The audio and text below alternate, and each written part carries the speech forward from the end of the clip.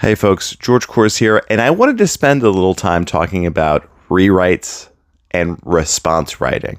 Now, I saw a video, I'm not going to link to it, of somebody saying that fan fiction is this age-old thing. And I want to bring up sort of a counterexample as to this person's thinking about fan fiction. That their thesis was essentially that something like this novel, Life and Fate, would be fan fiction for War and Peace. Now, Vassily Grossman's Life and Fate is written in response to War and Peace, to be sure, and takes its form. It's quite large.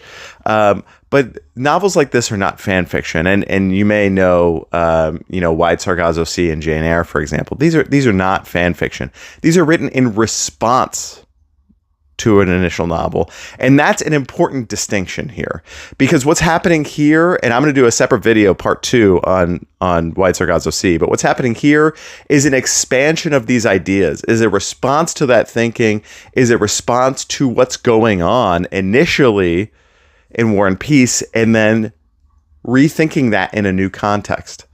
And with Life and Fate by Vassily Grossman, which I think is perhaps one of the most important novels ever written about the Second World War, it is a harrowing and difficult undertaking. So not only am I going to recommend you read Life and Fate by Vassily Grossman, with the understanding that it is perhaps the most harrowing novel that I have ever read in my entire life, and I have read quite a few novels, but also I want folks to think very carefully before they start calling things fan fiction, because fan fiction has an association with a very casual, almost Tumblr presence. Maybe it's written on your blog, whereas something like Life and Fate, Wide Sargasso Sea, these are really thoughtful things. Not to dismiss your fan fiction, but a lot of fan fiction is not written as thoughtfully. I'm going to come in for part 2. Pay attention for that when I drop it. Thank you, folks, for spending some time with me today.